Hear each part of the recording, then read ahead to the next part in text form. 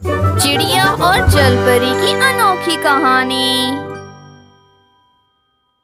आओ कालू कौवे, बताओ कैसे आना हुआ। तुम्हें पता है ना मैं कौन हूँ और तुम्हारे दादा ने तुमसे क्या कहा था।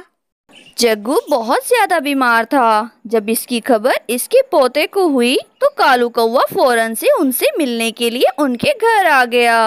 अरे दादाजी, आपको क्या हो गया है? कुछ दिन पहले तो आप बिल्कुल ठीक थे। डॉक्टर उल्लू ने आपका क्या इलाज बताया है? कालू, अच्छा किया तुम यहाँ आ गए। मेरा तुमसे मिलने का बहुत दिल कर रहा था। मुझे नहीं लगता कि मैं अब बच पाऊंगा। मुझे तुम्हें एक चीज देनी है। ये फिश पॉट है, इस मछली का तुम ध्यान रखना। ये कोई आम मछली नहीं है। उसके बाद कालू तो वो फिश पॉट लेके अपने घर आ जाता है। गौरी, बाहर आओ, देखो मैं तुम्हारे लिए क्या लाया हूँ। क्या बात है कालू जी, क्या लाए हैं आप? अरे वाह, फिश पॉट, ये मेरे खाने के लिए है। अरे क्या कालू जी, ये तो बहुत छोटी है, इससे तो मेरा पेट भी नहीं भरेगा।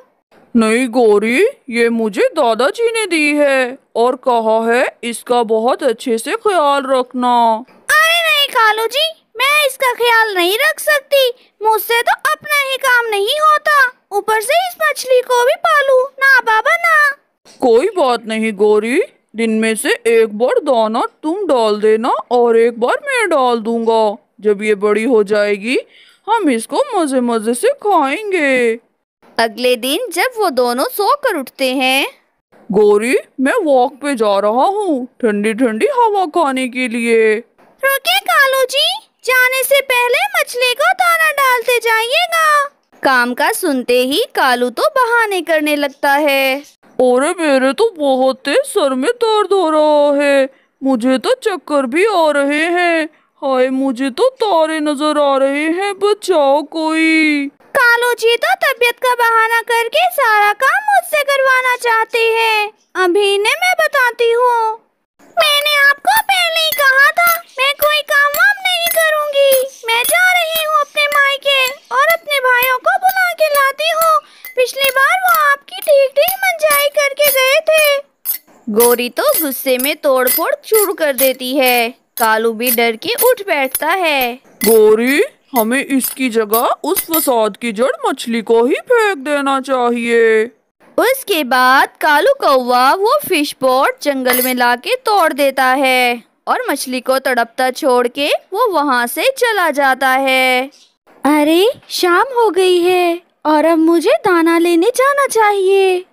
उड़ते उड़ते रास्ते में उसकी नजर उस टूटे हुए फिश पॉट पर पड़ती है जिससे मछली बाहर पड़ी तड़प रही थी। अरे मुझे जल्दी से इस मछली को पानी में डालना होगा, वरना ये तो ऐसे मर जाएगी। वो मीनू चिड़िया फिश को उठाकर अपने साथ ले जाती है। मीनू चिड़िया उस फिश को एक नए पॉट में डाल देती है और उसे बहुत प्यार से देखने लगती है। कुछ देर बाद वो उसके लिए दाने लाती है और उस फिश पॉट में डाल देती है। एक दिन मीनू चिड़िया अपने घोंसले में आराम कर रही थी, तभी उस पॉट से आवाज आने लगती है। मीनू, मेरा इस पॉट में दम घुट रहा है, जल्दी से मुझे नदी के पास ले जाओ, वरना इस पॉट में मैं मर जाऊंगी। मीनू चिड़िया फौरन से उस पॉट को घोंसले के पास से उठा के फौरन से नदी के पास ले आती है। तुमने सही कहा फिश, तुम इतने से पॉट में कैसे रह सकती हो? जाओ, तुम आजाद हो।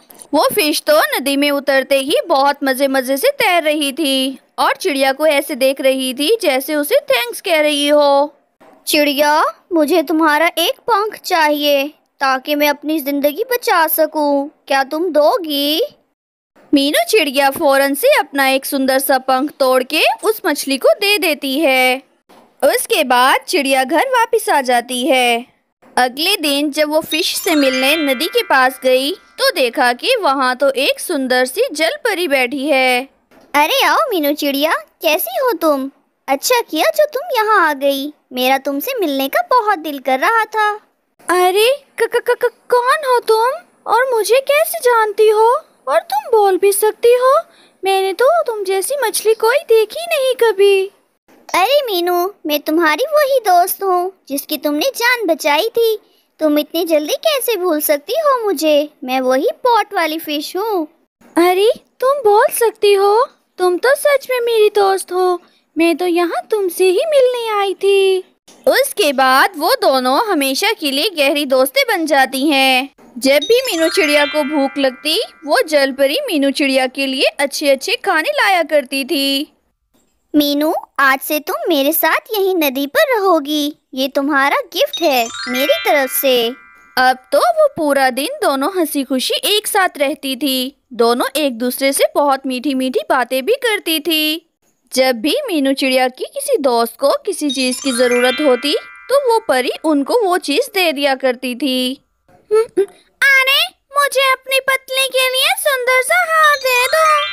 तुम्हारा बहुत शुक्रिया परी। वो दोनों हमेशा जंगल की सैर के लिए एक साथ जाते थे। अब तो ये बात जंगल में आग की तरह फैल गई थी।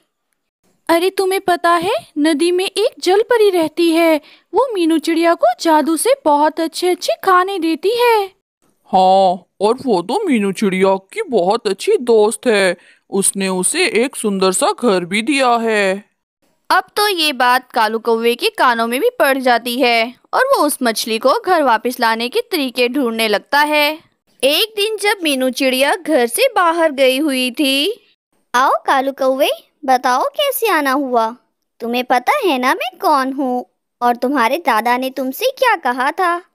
परी, मैंने तुम्हारे साथ जो किया, मैं उसके लिए शर्मिंदा हूँ और मुझे अपनी गलती का एहसास भी हो गया है। इसलिए मैं यहाँ तुमसे माफी मांगने आया हूँ। मेरी पत्नी गौरी की तबीयत बहुत खराब है, इसलिए तुम वहाँ चलो और जादू से उसे ठीक कर दो। परी तो बहुत अच्छे दिल की मछली थी। वो कालू कौवे की बातों में आ जाती है।